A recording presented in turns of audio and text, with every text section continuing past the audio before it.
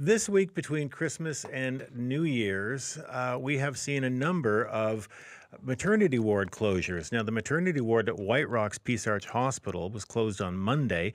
It'll stay closed through the end of Wednesday at least, and patients in labor will be diverted to another hospital. This is the second maternity diversion for Peace Arch patients this month, and it follows a similar closure of the Ridge Meadows maternity ward just before Christmas. Now, Trevor Halford is the interim leader of the Conservative Party of BC and the MLA for Surrey-White Rock. He joins us this morning. Good morning to you, Trevor. Good morning, Stephen. Thanks for having me. Thanks for being with us. What are you hearing from local residents about the impact that these temporary closures are having? Extreme frustration.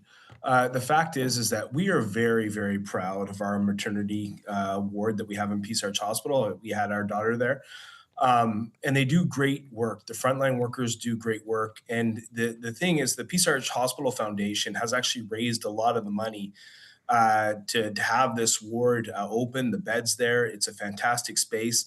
And it absolutely breaks my heart and frustrates me that that is closed and that expectant mothers aren't in there and giving birth in White Rock. Normally, I understand about 3 babies per day are delivered at Peace Arch and 2 at Ridge Meadows. And both hospitals have seen a steady rise in births, about, I guess, about a 5% increase year over year. What does it mean that they can't reliably offer maternity services? Well, it means anxiety for the parents and frustration for the frontline workers. The fact is that we have a full functioning maternity ward there that is not being used now, and this is not, as you indicated before, this has now happened multiple times. In fact, I think it was 2022 where they were going to shut down indefinitely, and it was until the doctors and even myself led protests on the street there to get it reopened. So, we're very dependent on this maternity ward, and the fact that it shut down to me is absolutely inexcusable. Fraser Health says the diversions were necessary because, as you said, it's not a question of facilities, but it's a question of some doctors leaving suddenly and creating a shortage. And they also say they hope to have new doctors in place by the spring. What do you say to that? I mean, is that a little bit beyond their control? It was the same talking points they've used in 2021 when they closed down. It's the same talking points they used in 2022 when they closed down. It's the same talking points they used last month when they closed down. So, this isn't a new problem, and the fact is that obviously recruitment is an issue, but it goes more into that. The fact is that if because of the limited services at Peace Arch Hospital, no fault through their own, if there is an infant or a newborn that requires extra pediatric care, Peace Arch Hospital isn't set up to give them that. So then they're diverted before they're born to Surrey Memorial or to Langley, where they have they have that equipment in place. So part of the problem in actually recruiting these doctors is that we don't have the sufficient equipment or proper staff at Peace Arch Hospital. So it's one thing, that they want to be able to go in there and help with the birth. But the problem is that if there's any complications, the doctor knows that newborn will not, and the mom will not be able to be treated at Peace Arch Hospital. They'll have to be moved to another hospital. And And peace. that's not a new issue. That Well, I've singled that to the health minister for 4 years now. Well, exactly. I mean, Peace Arch is in your riding. Its maternity ward was threatened with permanent closure back in Yeah. 2022. It didn't close, though, because Fraser Health promised that it would stabilize staffing in the ward. Um, has anything changed since 2022? No, it's gotten worse.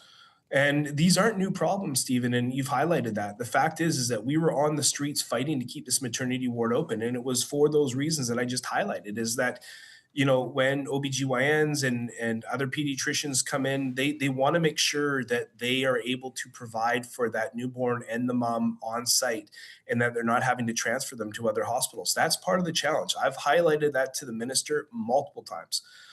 So the blame here does not rest with the doctors and the frontline workers. The blame here rests with the government and their failure to actually staff these hospitals properly. Full stop. It was Fraser Health, though, that made the promise of having it adequately staffed.